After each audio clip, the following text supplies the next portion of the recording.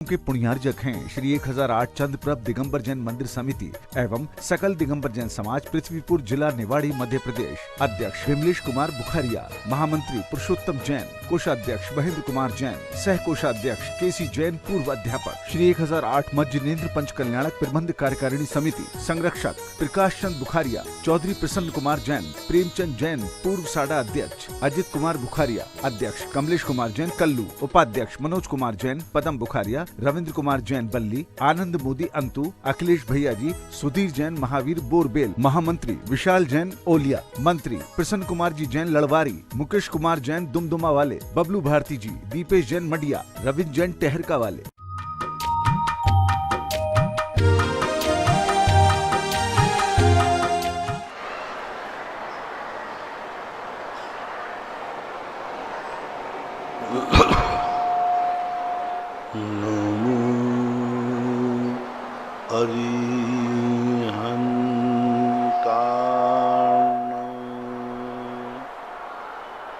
नमो सिद्धार्णो नमो आयर्याणो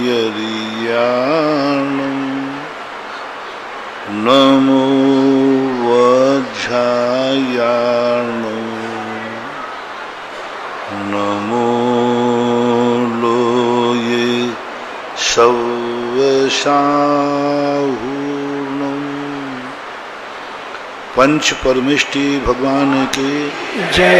आचार्य श्री गुरुवर कुंद कुंद महाराज की जय। आचार्य श्री गुरुवर विद्यासागर महाराज की जय। परम पूजनी निर्व्यापक श्रमण मुनि श्री सुधा सागर जी महाराज की। सभी श्रोतागण एवं जिज्ञासु पूज्य श्री को नमोस्तु करें। डॉक्टर मगन जैन आष्टा से पूछते हैं, परम पूज्य आराध्य गुरुदेव के चरणों में नमोस्तु। मगन जी, पूजन और स्वाध्याय श्रावक के आवश्यक कर्म हैं। इनको जैन आगम के अनुरूप प्रयोजन क्रिया फल के साथ दोनों क्रियाओं में किसको बारिता या प्रधानता देना चाहिए और कितना समय किस में देना चाहिए? 6 पेपर जब होते हैं तो सभी पेपरों में बराबर नंबर होना चाहिए, लेकिन कुछ पेपर ऐसे होते हैं जिन पर बाद में जब नौकरी आदि लगती है तो उन पेपरों के नंबर देखे जाते हैं। इसी प्रकार श्रावक पूज्यवर वीरसेन स्वामी महाराज ने धवला जी के अंदर लिखा कि 6 आवश्यकों में दान पूया मुखो सावो धम्मो। श्रावक का सबसे पहला कर्तव्य है दान पूजा मुखो। दान और पूजा ये श्रावक के लिए मस्ट हैं। सबसे पहले किसी दिन स्वाध्याय छूट जाए तो छूट जाए, लेकिन दान और पूजा नहीं छूटना चाहिए किसी दिन और भी, क्योंकि ये दोनों मुख्य हैं। तो शास्त्रों में, आगम में, सभी स्थानों में श्रावक की दान और पूजा को मुख्य कहा। इसमें हर व्यक्ति का डिक्टेंशन होना चाहिए, इसमें किसी भी प्रकार की छूट नहीं होना चाहिए। जैसे बने तैसे देव पूजा और किसी न किसी रूप में दान देने का भाव करना चाहिए। राजेन जैन पूछते हैं, नमोस्तु महाराज जी। निगोदिया जीवों का आहार श्वासोश्वास एक साथ होता है, लेकिन मुख और नासिका के अभाव में यह कैसे होना संभव है? और तीनों लोकों में निगोदिया जीव भरे हैं, क्या वे सब त्रियंच गति में आएंगे? त्रियंच गति में निगोद से निकलकर चारों गति में भी भ्रमण करते हैं क्या? 6 प्रकार से व्यक्ति आहार करता है। एक कबलाहार होता है जिसे हम और आप लोग करते हैं। एक मंसाहार होता है जिसे देवता करते हैं। एक लेपाहार होता है जो एक इंद्री करते हैं। एक ओजाहार होता है जो अंडा भोजन करता है। अंडे में जो भोजन होता है वो ओजाहार कहलाता है। तेजाहार कहो, ओजाहार कहो। और एक होता है कर्माहार, कर्म को व्यक्ति ग्रहण करता है। एक होता है नौ कर्माहार, प्रति समय हमारे शरीर में 9 कर्म वर्णाएं ग्रहण किए जाती हैं। जैसे आप लोग ब्लड आदि लेते हैं तो शरीर में शक्ति, ऐसे ही कर्म वर्णाएं होती। तो एक इंद्री जो होता है लेपाहार करता है, यानी उस शरीर के अंदर जो हवाएं हैं, जो वातावरण है, उससे ही वह निगोदिया जीव आहार ग्रहण कर लेता है। लेकिन वो आहार करता है, मुख की जरूरत नहीं है, वो पूरे सर्वांग से आहार ग्रहण करता है। जैसे पेड़ है, पेड़ कोई एक स्थान से आहार ग्रहण नहीं करता, सर्वांग से करता है। पेड़ सभी तरफ से आहार ग्रहण करता है, जड़ से भी करता है, ऊपर से भी करता है, ऐसा। नमोस्तु महाराज जी। भगवान विमलनाथ का मोक्ष कल्याणक जून में आ रहा है।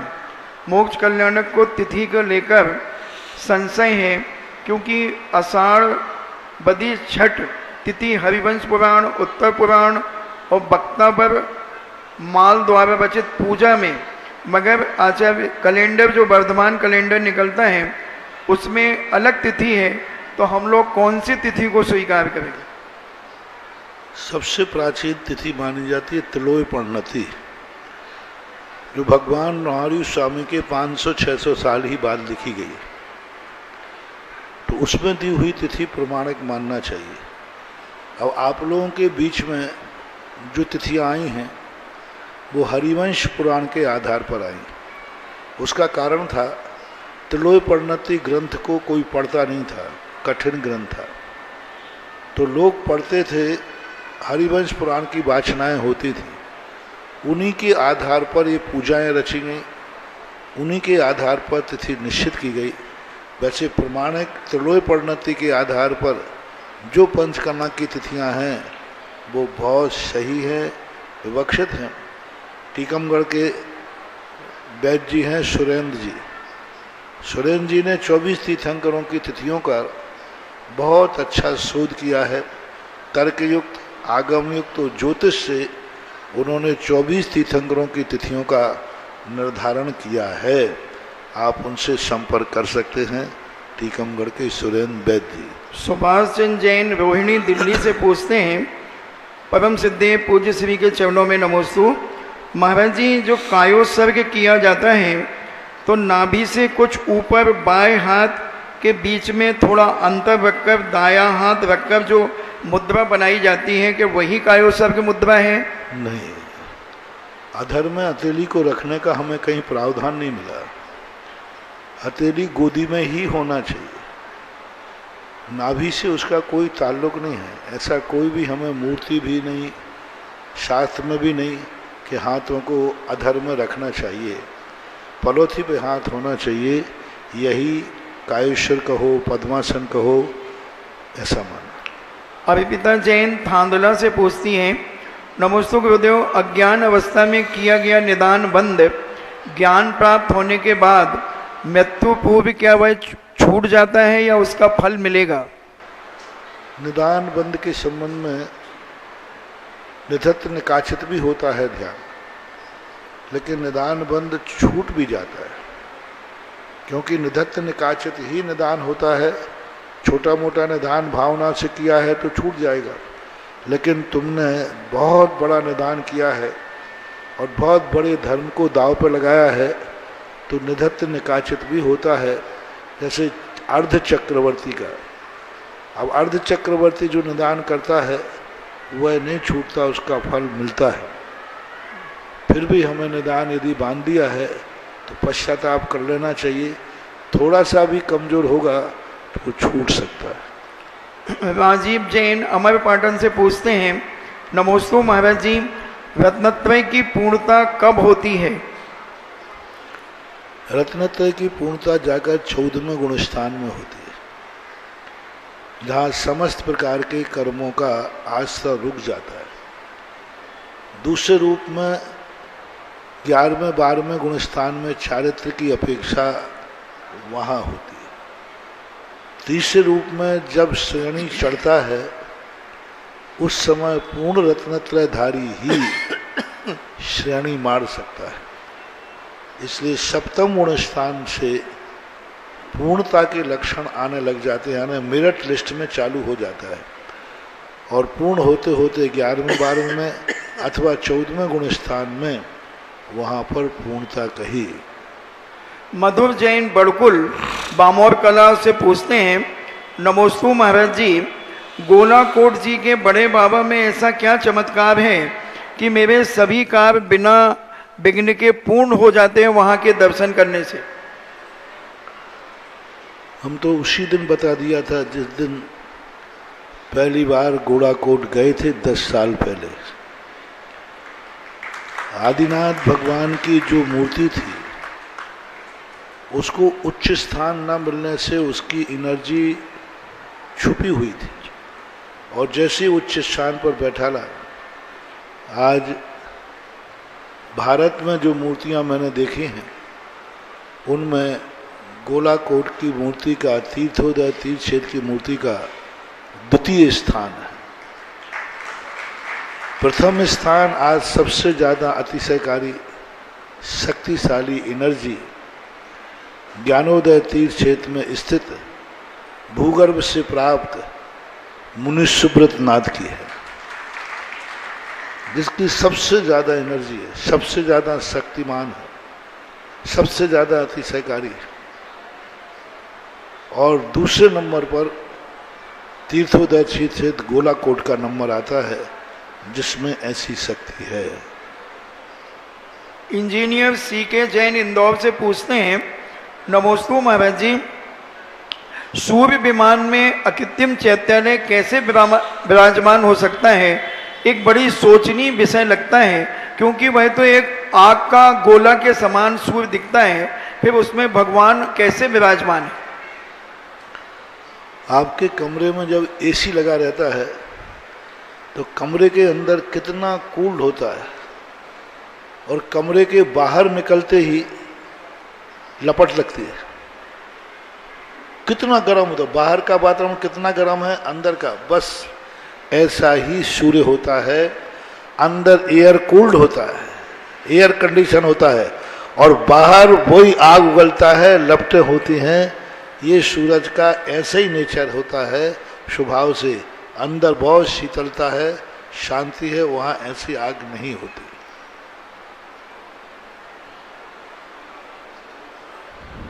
हेलो,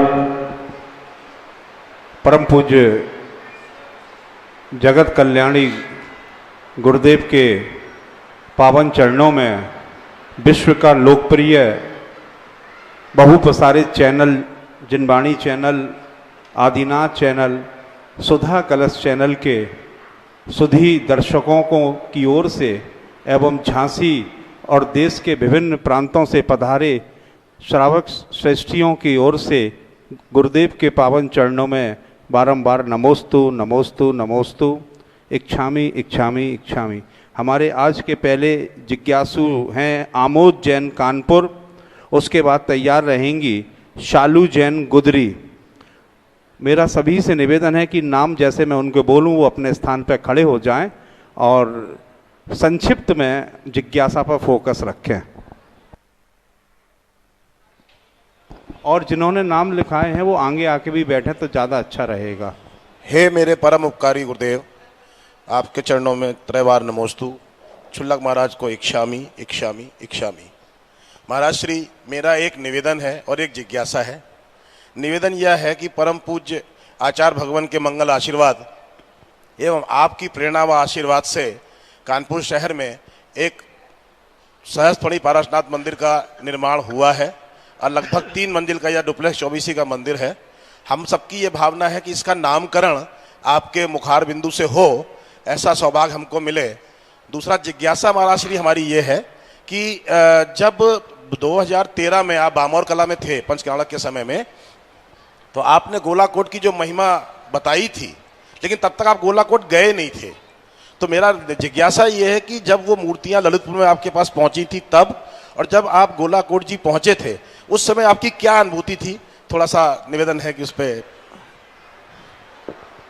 पहली बात तो तुम्हारे कानपुर का जो मंदिर बन रहा है, अब वो मंदिर है, तीर्थ तो है नहीं जी। एक मंदिर का रूप है। समाज के बीच में जो होता है वह एक मंदिर होता है और समाज के पर्पस से बनाया जाता है। समस्त तीर्थ यात्रियों के पर्पस से नहीं बनाया जाता, इसलिए फिर भी उसका नाम अभी टीकमगढ़ में भी पार्श्वनाथ भगवान का पार्श्वनाथ धाम रखा। तुम्हारे कानपुर की सहस्रपनी पार्श्वनाथ है जी महाराज। तो उसका नाम करो श्री दिगंबर जैन सहस्रफनी पारसनाथ धाम। जय हो जय हो जय हो जय हो। क्योंकि तीर्थ नाम तो दूंगा नहीं, क्योंकि तीर्थ वो है नहीं मंदिर। सहस्रफनी पारसनाथ धाम उसका नाम रख लीजिए और उसको पूरे को पूरे कानपुर का वो मंदिर बनाओ जी। अकेले सीतामऊ का नहीं, एक कॉलोनी का नहीं, पूरे कानपुर समाज का वो मंदिर हो और उस मंदिर में ट्रस्टी बनने का अधिकार कानपुर के प्रत्येक दिगंबर जैन समाज को होना। जय हो जय हो जय हो। ये नहीं होना चाहिए कि उसी सीतामऊ के 4 लोगों को बना लो, कॉलोनी के बना लो, जैसे अक्सर कर होता है। कॉलोनी के मंदिर कॉलोनी के ही कब्जे में होते। जब तुमने मेरे से नाम लिया है तो उसका विस्तार भी होना चाहिए और पूरे कानपुर के आप उसकी एक व्यवस्था ऐसी बना लें। सबसे अच्छा है अभी टीकमगढ़ वालों ने जो पार्श्वनाथ धाम बनाया, उसके जो नियम कानून बनाए, विधि बनाई, उनका आप नक्शा ले लीजिए। 300 साढ़े 300 ट्रस्टी बनाए उन्होंने पूरे टीकमगढ़ से। उन्होंने भी वह मझार मंदिर करा था, मांझ का मंदिर, बहुत सीमित ट्रस्टियों में वो सीमित था। अभी जब हम गए उसको पूरे टीकमगढ़ का पंचायती मंदिर कर दिया गया, पूरे टीकमगढ़ का। कोई सीमा नहीं, कोई ट्रस्टी नहीं, पूरा टीकमगढ़ का उसका ट्रस्टी बने। और जब ये घोषणा हुई तो 10-20 लोग उसके थे, बाद में जाकर 350 लोगों ने उसका अपना ट्रस्टीपन स्वीकार किया। ऐसे ही आप यदि नाम मेरे से लिया है तो कानपुर के प्रत्येक परिवार को ट्रस्टी बनाओ। राशि क्या निश्चित करना है वो आप टीकमगढ़ वालों से उनका जो नियम विधान बायलॉज है वो ले लें और उसी की नकल आप कर लें, बट टीकमगढ़ के स्थान पर कानपुर कर देना, बाकी सब चलेगा। जी महाराज जी महाराज जी महाराज। शालू जैन के बाद तैयार रहेंगे महाराज जी। गोलाकोट के बारे में थोड़ा सा बता दिया मैंने, पहले बता दिया। एक प्रश्न को शालू जैन के बाद तैयार रहेंगे वरिष्ठ। महाराज जी के चरणों में मेरा बारंबार नमोस्तु। छुल्लक जी को मेरा एक शामी। महाराज जी, मेरी जिज्ञासा है कि किसी भी व्यक्ति से अत्यधिक लगाव हानिकारक है, क्योंकि लगाव उम्मीद की ओर ले जाता है और उम्मीद दुख का कारण बनता है। तो महाराज जी, ऐसे में हमें क्या करना चाहिए? कृपया मार्गदर्शन दें। नमोस्तु महाराज जी। क्या कहना है? किसी भी व्यक्ति से अत्यधिक लगाव हानिकारक है।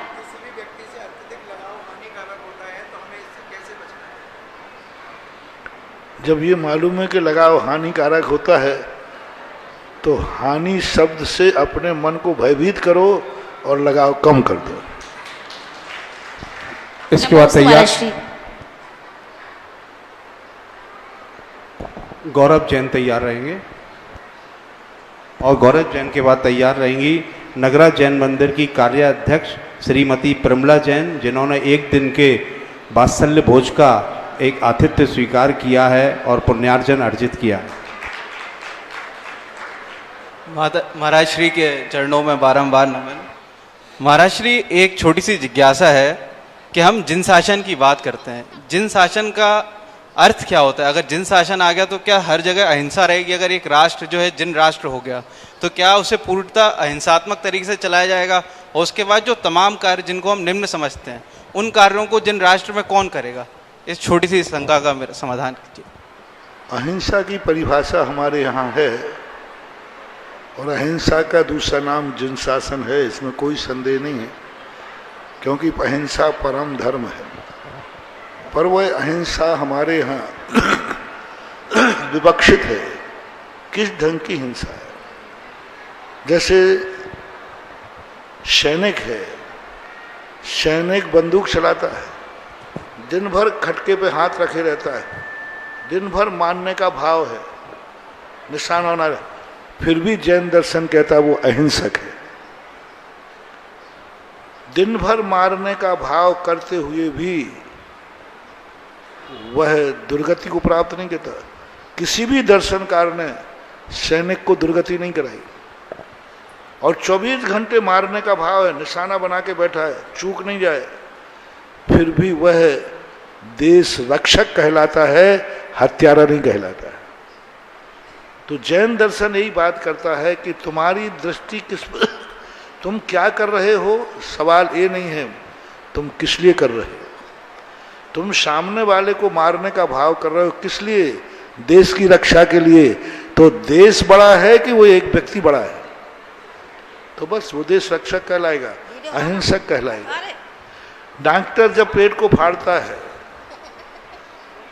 और पेट को फाड़ते समय मरीज मर भी जाता है तो भी डॉक्टर हत्यारा नहीं होता, वो अहिंसक कहलाता है। मजिस्ट्रेट फांसी देता है, सामने बैठकर फांसी का आदेश देता है, लेकिन मजिस्ट्रेट हत्यारा नहीं कहलाता, न्यायाधीश कहलाता है। ये जैन धर्म की अहिंसा है। जैन धर्म की अहिंसा सामने कहता है इसको फांसी पर लटका दो, प्राण लेता है, फिर भी उसको न्यायाधीश कहा जाता है। तो मजिस्ट्रेट के लिए फांसी लगाता हुआ भी अहिंसक है, सैनिक युद्ध में मारता हुआ भी अहिंसक है, डॉक्टर ऑपरेशन करते मरीज मरने पर भी वो अहिंसक है। और यदि हमारे मारने का भाव नहीं है और किसी एनसीसी कैडेट बंदूक चलाना सीख रहा है और मारने का भाव नहीं है, लेकिन कोई मर जाता है तो भी वो हिंसक है। और हिंसक कौन है, किसी व्यक्ति ने निशाना बना के मारा लेकिन वो नहीं मरा, बच गया, तो भी वो हिंसक है। तो जैन दर्शन की अहिंसा अनेक पहलुओं को लेकर आती है, अनेक पहलुओं को लेकर आती। मैंने कल ही प्रवचन सुनाया था, एक शूकर ने शेर को मार डाला, आवास दान में उसका उदाहरण दिया जाता है। शेर ने शूकर को मार डाला, शेर 5 मिनट लग गया और शूकर 5 में स्वर्ग में गया। दोनों ने एक एक का मर्डर किया था, बल्कि शूकर ने शेर का मर्डर किया, वो ज्यादा अपराधी था। लेकिन नहीं, क्योंकि शूकर को शेर को मारते हुए भी उसको अहिंसक कहा गया, क्योंकि उसने शेर को नहीं मारा है, मुनि महाराज को बचाया है।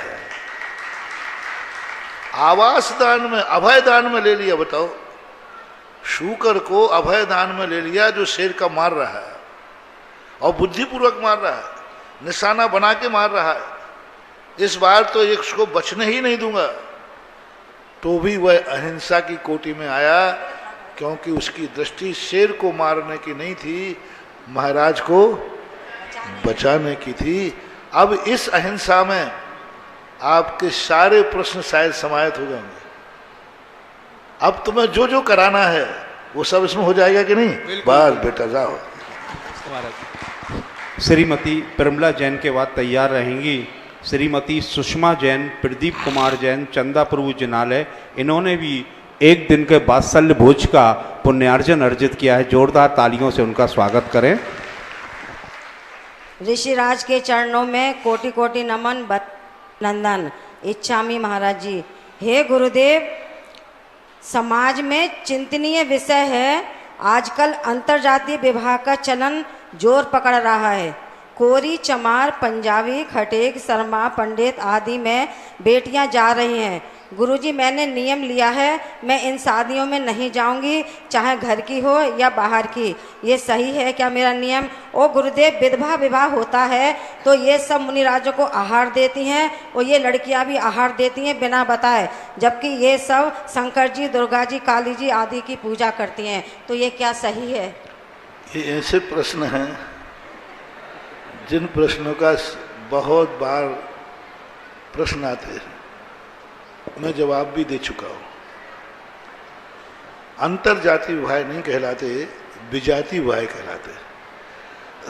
इसको अंतर्जातीय विवाह मत किया करो। अंतर्जातीय विवाह का कहलाता अर्थ होता है जैन में ही, जैसे आप लोगों में यहाँ कौन से दो होते ना, परवार हैं, जायसवाल हैं, गोलापुरम हैं, इनमें आपसी में शादी करना ये अंतर्जाति कहलाता है।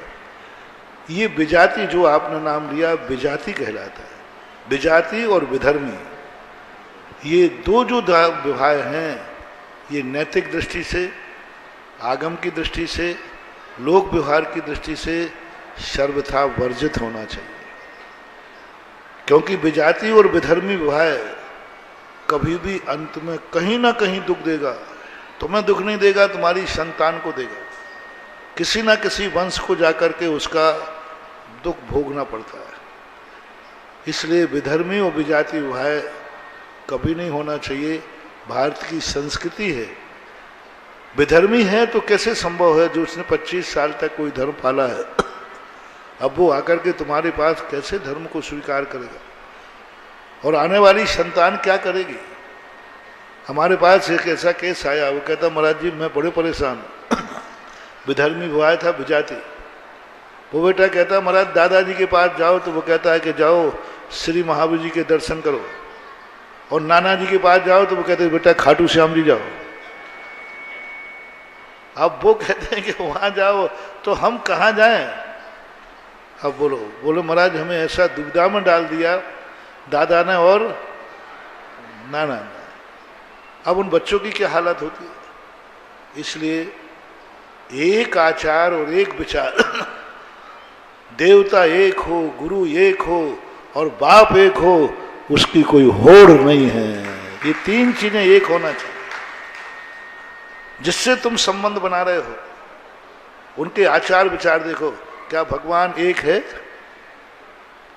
तो भगवान एक है, आप संबंध बना सकते हैं। क्या गुरु एक है? संबंध बना सकते हैं। और भाई का जो स्थिति जैसे बाप की एक की बात बनती है, ऐसा ही धर्म को मानना चाहिए। दोनों का भगवान एक होना चाहिए, दोनों का गुरु एक होना चाहिए, दोनों के हाथ में जन्म से नमोकार मंत्र की माला होना चाहिए। आचार और विचार और धर्म एक होंगे तो भविष्य उज्जवल रहता है। रही बात आहार आदि की, ये क्रियाएं नहीं करना चाहिए, वर्जित है। अब चोरों के लिए तो कोई रोक नहीं सकता, उनको पुण्य नहीं लगने वाला। मैं एक छोटा सा उदाहरण देकर के आपको समझा देता हूं। मान लीजिए तुम्हारे जीवन में कोई विधवा होना नहीं चाहता था। कोई शादी के समय नहीं छोड़ता है कि मैं विधवा होकर दूसरी शादी करूंगी। ये घटना है, एक्सीडेंट है। मान लो आपकी जिंदगी में ऐसा घट गया आपके कर्म के उदय से, आपको भी अच्छा नहीं लगा था पहले, फिर भी आपको ऐसा करना पड़ा, तो कम से कम आपको ये पश्चाताप करना चाहिए, मेरे पाप कर्म के उदय से मुझे ऐसी दूसरी शादी करना पड़ी। इसका प्रायश्चित यही है कि मैं जब गुरुओं को, शास्त्रों में मना है, गुरु नहीं लेते हैं, तो हम उनको आहार नहीं देंगे, चोरी से भी नहीं। प्रश्न करता हूँ आपसे, दो व्यक्ति हैं, एक व्यक्ति महाराज को आहार देने आ रहा है और वो अशुद्ध हो गया, छू गया और भी अशुद्धि हो गई। अशुद्ध होने के बाद उसको आहार देने में पुण्य है या नहीं देने में? बहुत पुण्य लगेगा।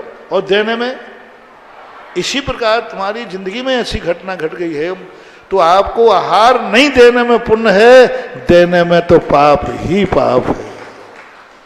इसलिए जब ऐसी घटनाएं हो जाएं, कोई महाराज कहें भी, मान लो तुम अशुद्ध हो गए हो और कोई महाराज तुम तो दे दो आहार, नहीं साहब मैं नहीं दे सकता क्योंकि मैं अशुद्ध। इसी प्रकार कोई महाराज आहार ले में भी तो नहीं देना चाहिए, क्योंकि हमारी जिंदगी में ऐसी घटना घट गई है जिस घटना के लिए हमारा कर्म जिम्मेवार है। विधर्मी शादी होने के बाद भी आपको यही करना चाहिए, नहीं हमारी जिंदगी में घटना हो गई। अब वर्ण लाभ की जहाँ तक बात आती है, उसकी विवक्षा बहुत लंबी चौड़ी है, बहुत कठिन है, उतना लोग कर नहीं पाते और उतना करने से सामाजिक, राष्ट्रीयता बहुत सारे विकल्प सामने आते हैं। श्रीमती सुषमा जैन, प्रदीप कुमार जैन, तेल वाले, छतरपुर के बाद तैयार रहेंगे। इंजीनियर लक्ष्मण दास जैन जो रिटायर्ड हैं पीडब्ल्यूडी से, उन्होंने भी एक दिन का वात्सल्य भोज और कल की शांति धारा का एक हमें पुण्यार्जन अर्जित किया है। जोरदार तालियां इंजीनियर लक्ष्मण दास जैन के लिए। एक बार ऐसा हुआ, पंचकल्याणक हो रहा था, उन्होंने कहा नहीं महाराज मैं तो इंद्र बनूंगी, दोनों ने कह लिया। विधवा भाई था उसका, मूर्ति भी मैं बैठा लूंगा, समाज ने भी कह दिया, और आपको हार भी दूंगी। दोनों ने कहा अच्छे से ले लो तो ठीक, नहीं तो चोरी से देंगे। बने कि अच्छा दे देना। महाराज मूर्ति भी बैठा लूंगा, मैंने कि बैठा देना, और इंद्र भी बनूंगा, मैंने कि बन जाना। तो सब लोग देखने लगे, महाराज जी आप तो ऐसे बोलो जैसे इसने कोई जादू कर दिया हो। मैंने कि बस इस बात को ध्यान रख लेना कि तुम्हें 10 बार विधवा होकर के दूसरा विवाह करना पड़ेगा, ये दंड तुम्हें मिलेगा। अब आपकी क्या मंजूरी है? कई बार बनोगे ऐसा, कई बार तुम्हारे लिए विधवा बनना पड़ेगा और फिर दूसरा विवाह करोगे, तो क्या तुम्हारी ये सहमति है? बोलो तुम विधवा हुई थी तब रोई थी कि नहीं? बोलो रोई थी। कितना दुख हुआ था? बहुत दुख हुआ। दूसरा विवाह तुमने शौक में किया कि मजबूरी में? मजबूरी में। तो तुम ये काम करोगे तो 10 बार और ये दुख उठाना पड़ेगा। क्या मंजूरी है? और यदि पश्चाताप कर लिया कि नहीं मेरे से पाप हुआ है अब नहीं करूंगी, तो बस इस भाव में हुआ है, अब जन्मांतरों तक तुम्हें कभी वैधव्य नहीं भोगना पड़ेगा। अब जिनको जो करना हो तो करो। ये सांप है, ये लाठी है, हमारी तो 14 है। सीधा सीधा बता दिया, चोरी से करो चाहे खुशी खुशी करो, चाहे दादागिरी से करो। हाँ कई लोग प्रभावशाली होते, कौन करता रोकता है, मैं बैठा लूंगा मूर्ति, बैठा लू। जो इस भाव में घटित हुआ है और 10 भाव में घटित होगा, उसकी तैयारी रखो। और यदि तुमसे घटित हो गया है, बुरा हुआ है, तो पश्चाताप में चले जाओ और भावना भरो कि हे भगवान कभी मेरी जिंदगी में ऐसा दिन ना आए, जो किया है उसका मैं पश्चाताप करता हूं। धर्म से बाहर करने का अर्थ है प्रायश्चित, धर्म से बाहर करने का अर्थ है पश्चाताप, और उस पश्चाताप को तुम स्वीकार करते हो तो तपस्या के अंतर्गत आएगा। राजा सब सजा देता है तो वो अपराधी कहलाता है, और गुरु जब सजा देता है तो प्रायश्चित तप कहलाता है।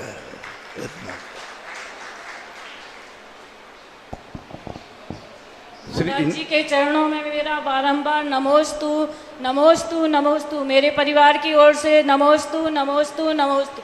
इच्छामी इच्छामी इच्छामी। महाराज जी मेरा ये प्रश्न है कि कई लोग कहते हैं कि खंडित मूर्ति का अभिषेक पूजन नहीं करना चाहिए, लेकिन चांदपुर में भी होता है और भी कई जगह देखने में आता है, तो क्या ये होना चाहिए या नहीं? खंडित का उपांग यदि खंडित हैं तो फिर भी ज़्यादा विचार नहीं किया जाता। मूल अंग यदि खंडित है तो प्रतिष्ठित ही नहीं है, तो अभिषेक का सवाल ही नहीं। मूल अंग 8 होते हैं, वे 8 अंग खंडित नहीं होना चाहिए। ये उपांग है, उपांग थोड़ा सा खिस गया नोक अंगुली, तो उपांगों का विचार नहीं किया जाता। फिर भी यदि कहीं मूल नायक आदि होते हैं तो इनको पुनः ठीक करा करके उनकी प्रतिष्ठा कर लेना चाहिए। नमोस्तु महाराज जी, नमोस्तु। परम पूज्य गुरुदेव जी, हमारे इंजीनियर लक्ष्मण दास जी सुबह से बहुत व्यथित थे कि हमारे ऊपर गुरु जी की पिच्छी लगवा देना। तो हमने कहा पिच्छी का तो हम नहीं कह सकते, लेकिन गंधोदक जरूर गुरु जी के हाथों से तुम्हारे माथे पे लगवा देंगे।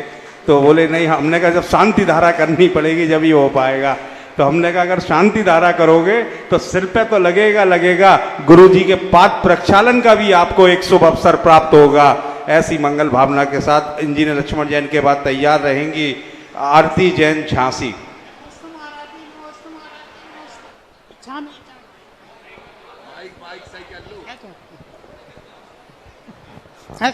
मेरा प्रश्न ये है, एक विचित्र प्रश्न मैं कर रहा हूँ जिसका मुझे खेद भी है।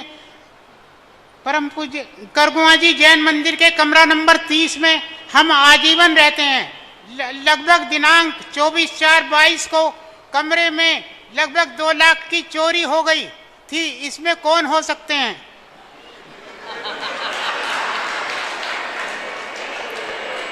अभी मैं आपको बता दूं ना, तो सरकार हमें नोटिस निकालेगी और कहेगी बाबा जी आप मंदिर में नहीं थाने में बैठो, जिससे सब चोरों को पकड़वाते जाओ। नहीं, मन की शांति के लिए हम चाह रहे हैं। साधु को ये भी बताने की अनुमति नहीं है, मालूम होते हुए भी अवध ज्ञानी होते हैं, तब भी वे अपने अवध ज्ञान से अपराधी को नहीं बताते। हमने पूरी कथाओं को गौर से पढ़ा। कथाओं में अवध ज्ञान वालों ने अवध ज्ञान से धर्म की बातें जानी, धर्म की घोषणाएं की, लेकिन अवध ज्ञान से भी कभी किसी अपराधी का पता लगाया हो, अपराधी को जाना हो। महापुराण के अंदर पूज्यवर जिनसेन स्वामी ने ऋषभ देव के लिए अवध ज्ञान था।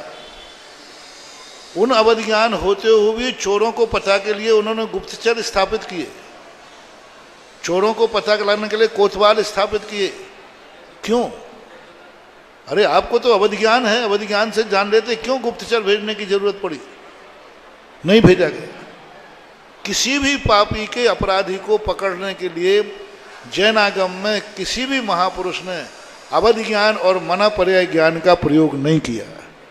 जब वे बड़े बड़े महाधुरंधर प्रयोग नहीं कर पाए, तो हमें तो ज्ञान भी नहीं है, तो मैं अनुमान से भी क्यों बताऊं किसने उठाया है। बस इतना जरूर बता दूंगा, तुमने उसके कभी लिए थे, वो दिए नहीं, सो वो ऐसे ले गया, बस ये पक्की मान लो।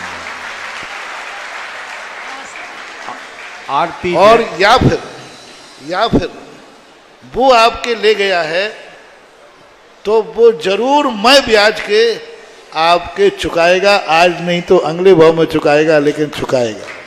इसलिए अब दोनों में नहीं बताऊंगा। उसने तुमने लिया था तो वो अपना उठा के ले गया, और आगे बताने की जरूरत नहीं, क्योंकि उसके बैंक में जमा है। अगले भाव में वो मैं ब्याज के चुकाएगा, तो तुम्हें दोनों तरफ से फायदा ही फायदा है। आरती जैन झांसी के बाद तैयार रहेंगी अंजलि सोनू जैन गुरसराय। नमोस्तु महाराज, नमोस्तु नमोस्तु महाराज। सबसे पहले तो आप हमारे बड़े बेटा को धर्म से जोड़ें। वो सीपरी बाजार में दुकान पे बैठता, धर्म से नहीं जोड़ रहा, धर्म से जोड़ें। आप आशीर्वाद दें बड़े बेटा को हमारे। और जिज्ञासा है महाराज श्री हमारी कि जैसे शांति धारा में बोली लेके, बड़ी बोली लेके जो शांति धारा करते हैं, आप अपने मुखारबिंद से जो बोलते, और जो लोग मतलब जैसे छोटी राशि ले ली, जैसे हमने छोटी राशि ले ली और हम अभिषेक नहीं कर सकते, और आपके मुखारबिंद से हो रही है वो, तो क्या प्रतिदिन हम 10 गरीबों के नाम बोलते हैं। लेकिन बात यह है, सस्ता इसलिए नहीं करता हूं कि सबसे ज़्यादा गरीबों के नाम पर छूट देने पर गरीब का तो नंबर नहीं आता, अमीर ही गरीब हो जाते हैं। इसलिए अमीर न बच जाएं, इसलिए ये नियम रखते हैं।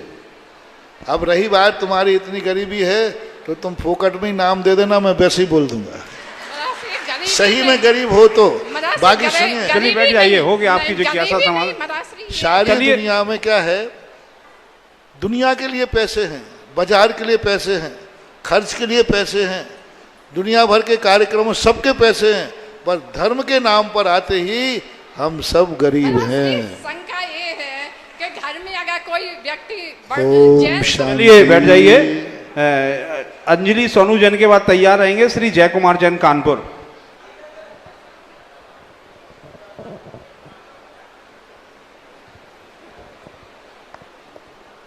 मेरे आराध्य गुरु के चरणों में नमोस्तु, छुल्लक जी के चरणों में इच्छामी। मेरी छोटी सी शंका है गुरुवर कि जैसे विधान होते हैं उसमें राशि निश्चित कर दी जाती है, और जो देने के योग्य नहीं है गुरुवर वो विधान में बैठ जाता है, तो गुरुवर उसको अपनी श्रद्धा अनुसार दान कर देता है, तो उसको पुण्य मिलता है यदि ईमानदार है तो। अभी मैंने कह दिया, दुनिया भर के पाप कार्यों को पैसा है, दुनिया भर के खर्च करने को पैसा है, सारे संसार के लिए पैसा।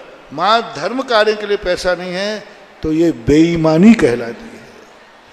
वस्तुतः जिसके पास पैसा ही नहीं है, खाने को भी नहीं है, परिवार में खर्च भी नहीं है, जैन दर्शन वो दर्शन है जहाँ गज मोती चढ़ाना भी कम है, और जैन दर्शन वो दर्शन है जहाँ मक्के के दाने भी बहुत हैं। मक्के के दाने चढ़ाओ तो भी बहुत है, चमत्कार है, और गजमोती चढ़ाओ तो भी कम है। बस भावना का फर्क है कि गरी गजमोती वाला मक्के के दाने चढ़ाए तो कुछ नहीं होगा, जिसके पास खाने को नहीं है वो एक मक्के का दाना भी चढ़ा देगा तो वो गजमोती से भी बहुत पावरफुल और अतिशयकारी होगा। बस ईमानदार बनो, संसार के लिए ही है तो परमार्थ के लिए भी होना चाहिए।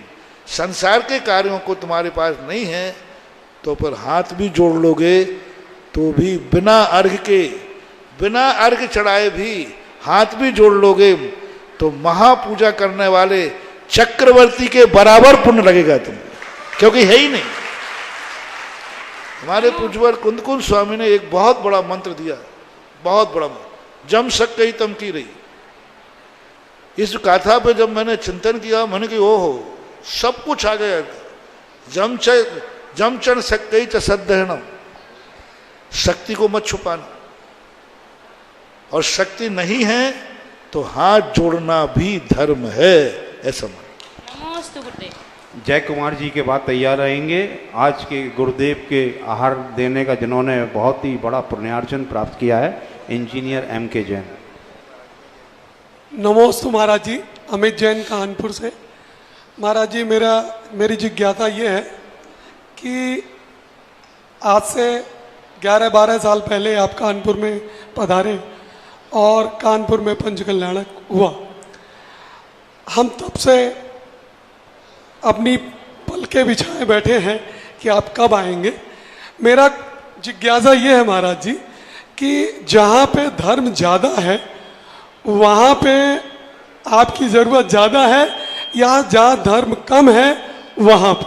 हमारे शास्त्रों में जहाँ का कहा गया है कि दिगंबर जैन भगवान, दुनिया के लोग, दुनिया के भगवान वहाँ उत्पन्न होते हैं जहाँ पापी होता है।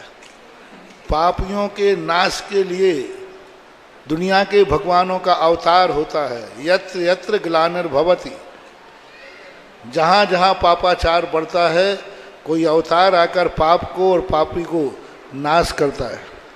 जैन दर्शन की विशेषता है कि जैन दर्शन के तीर्थंकर पाप को और पापियों का नाश करने के लिए जन्म नहीं लेते हैं, पुण्यात्मा का उद्धार करने के लिए जन्म लेते हैं।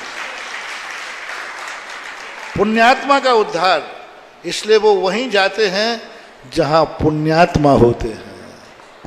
हमारे पूज्य आचार्य गुरुदेव हमेशा एक बात कहा करते हैं, जब भी उनके पास जाओ महाराज जी आप पधारो, तो वो एक ही कहते, पुण्य बढ़ाओ, पुण्य बढ़ाओ। और पुण्य जब बढ़ेगा तो साधु को बुलाना नहीं पड़ता, भगी भागन वस जोगे बसाए।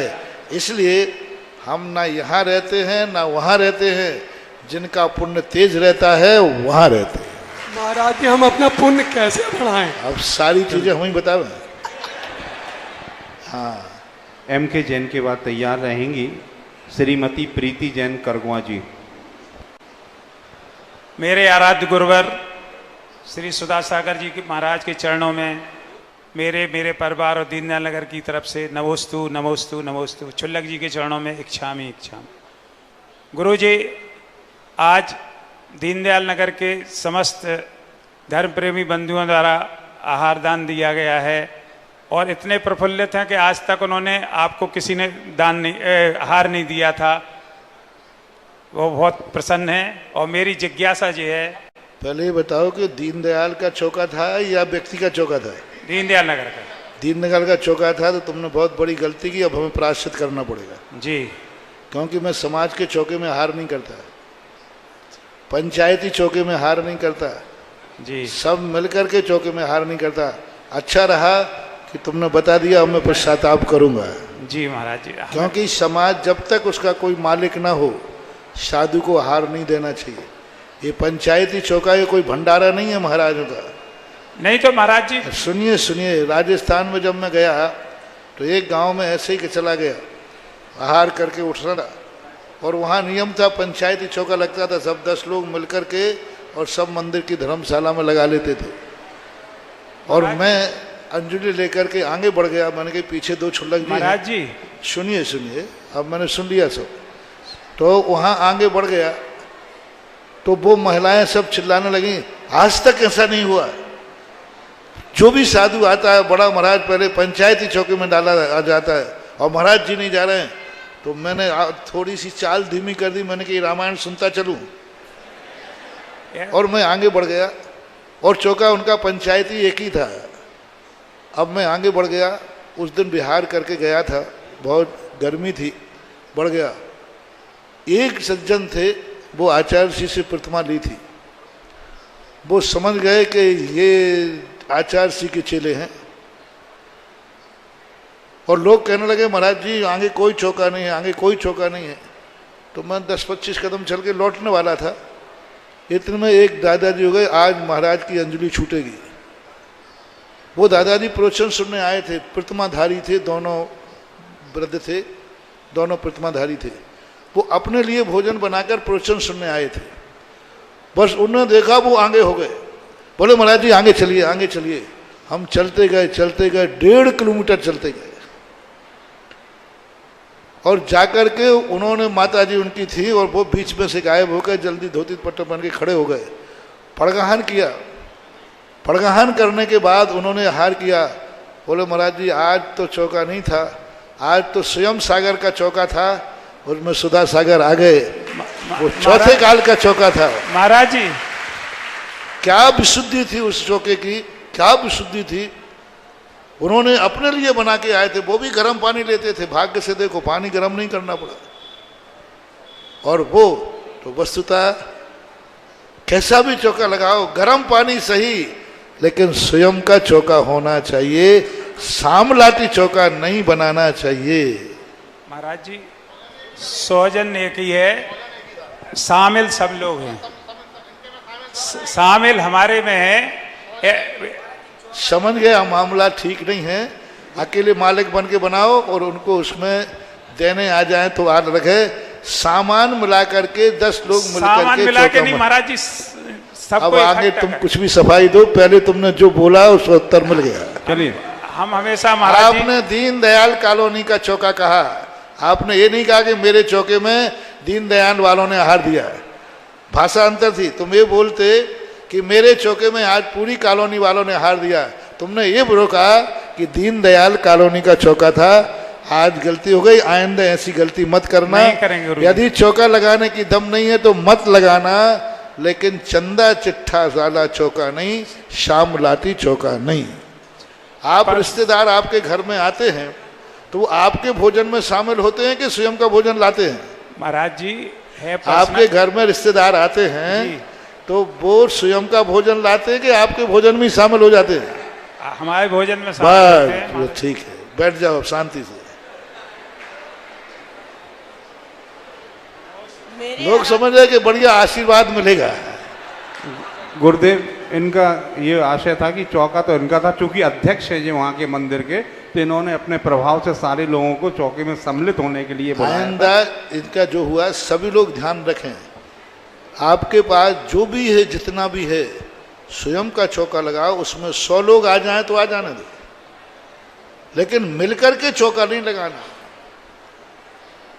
एक सामान तुम लाओ, एक सामान तुम लाओ, एक सामान तुम लाओ, ये जो चौकी की परंपरा है, ये परंपरा अपने यहाँ थी।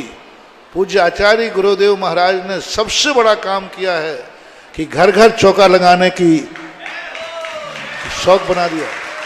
पहले महाराज लोग आते थे, उनके संघ का चौका होता था, संघ संचालिकाएं होती थी, सब लोग उसमें अपना सामान दे देते थे। कोई चौका, सब चौका लगाना भूल गए थे, और कुछ बूढ़े ठेड़े लोग लगाते थे। पूज्य गुरुदेव की सबसे बड़ी देन है श्रावकों के लिए कि आज घर में बच्चा भी होता है, 2 बच्चे मिलकर के चौका लगा लेते हैं और महाराज का पड़गाहन कर लेते हैं। आज घर घर चौके लगने लगे, घरों घरों में चौके। 2 साधु होते हैं, 10 चौके हो जाते हैं। पूज्य गुरुदेव आते हैं, 50 साधु हैं, 400 चौके लग जाते, 500 चौके लग जाते हैं। और सबको मालूम है कि आहार तो एक ही 2 चौके में हो गया, लेकिन फिर भी ये गौरव गरिमा को कभी मत छोड़ना।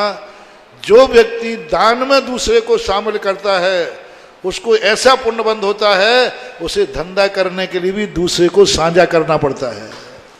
यानी स्वयं में इतना समर्थ नहीं होता कि वो धंधा कर ले, उसको धंधे में भी कोई दूसरे की सहायता की जरूरत पड़ती है, क्योंकि उसने सांझ में दान दिया था।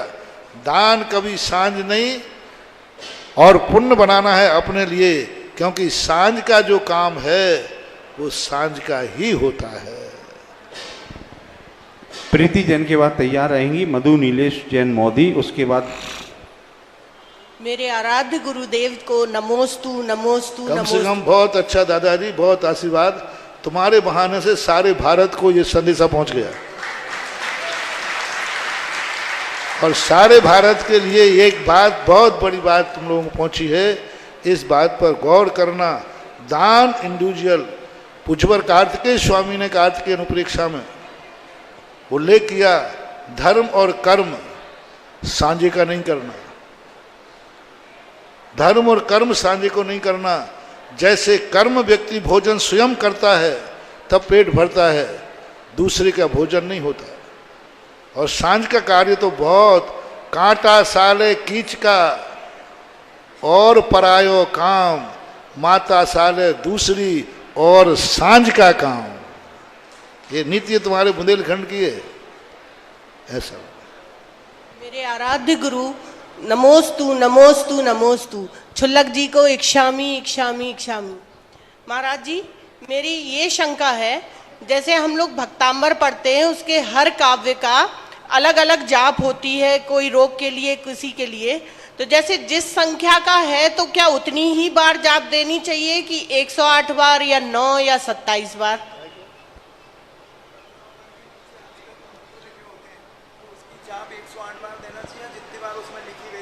जो आपकी शक्ति हो, श्रद्धा हो, उतना करना चाहिए। जैसे महाराज जी, मैं 45वें काव्य की देती हूँ, तो कुछ कुछ लोगों ने कहा कि 45 बार देना चाहिए।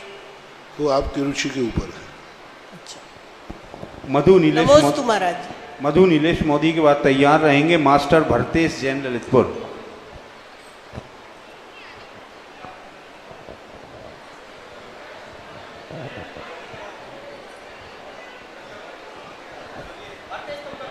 जब तक भरतेश बोलेंगे। हे महाराज श्री जी, मेरे परिवार, मेरे दादू और ललितपुर की समाज की तरफ से बारंबार नमोस्तु नमोस्तु नमोस्तु। हे महाराज श्री जी, मेरी आपसे यह जिज्ञासा है, सुबह ही आपने प्रवचन में बोला था कि उपकारी का उपकार मनाना चाहिए। अब महाराज श्री जी, आज हम लोग रानी लक्ष्मीबाई के किले में गए थे। महाराज श्री जी, वहाँ पढ़ा कि रानी लक्ष्मीबाई ने अंग्रेजों से युद्ध के दौरान लड़ाई में बहुत लोगों को घायल करा था, और कुछ लोगों के प्राण भी गए थे। महाराज श्री जी, तो उन्हें क्या दोष लगा? किनको दोष?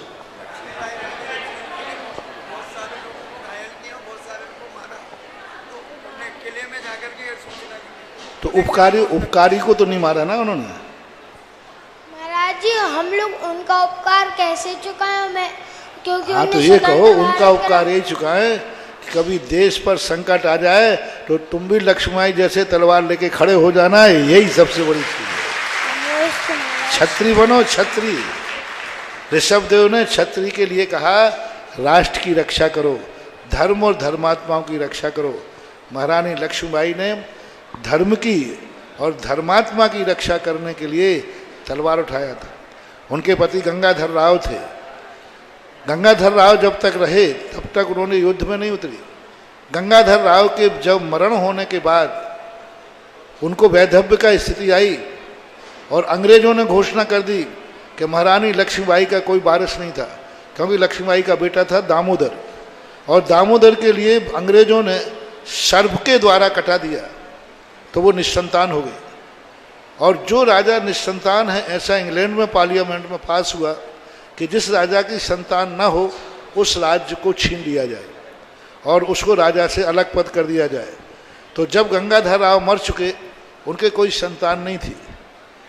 तब महारानी लक्ष्मीबाई ने एक अपनी सहेली के बेटे को गोद लेकर के, और वो बालक था, तो नाबालिग को भी राजगद्दी नहीं मिल सकती है, तो लक्ष्मीबाई ने तुरंत अपने गंगाधर राव पति की अर्थी सामने रखी है और अर्थी के पहले ही राजगद्दी के ऊपर बैठ करके तलवार निकाल के कहा, राजा नहीं रानी यहाँ राज्य करेगी और रानी का राज्य है। उस समय ओरछा की रानी थी, ओरछा की रानी ने भी समर्थन किया। तो उस समय राष्ट्र के लिए जब नारी इतनी ज़्यादा सख्त हो सकती है, तो आप लोगों को भी जब मौका पड़े तो फिर ठीक है बाबू, अच्छी पढ़ाई करो, सैनिक बन में जाओ कि वकील बनोगे, बाप वकील दादा वकील। जी मैंने नहीं सोचा अभी। ठीक, चले। गुरुवर के चरणों में बारंबार नमोस्तु नमोस्तु नमोस्तु। चुल्लक जी के चरणों में इक्षामी इक्षामी इक्षामी। गुरुदेव, मेरा प्रश्न ये है, जैसे दो शब्द सुनने में आते हैं, निश्चय और व्यवहार, इनको थोड़ा सा आप परिभाषित कीजिए, क्योंकि जैसे सब लोगों के साथ रहते हैं तो उनमें कोई मंदिर आता है तो उसमें एक श्रेणी में बांट दिया गया है कि ये निश्चय वाली हैं या ये मतलब, तो उसकी क्रियाचर्या क्या है, उसको थोड़ा सा आप क्लियर करें। निश्चय का अर्थ होता है, धर्म का वास्तविक स्वरूप क्या है? निश्चय का अर्थ है जो समस्त विकल्पों से दूर होकर के अपने आत्मा में स्थित हो जाता है, पर का आलम्बन नहीं लेता, पर से प्रभावित नहीं रहता। वो मात अपने स्वयं परम पारणामिक भाव का अर्थ होता, पर निरपेक्ष भाव निश्चय कहलाता है, पर सापेक्ष भाव व्यवहार कहलाता है।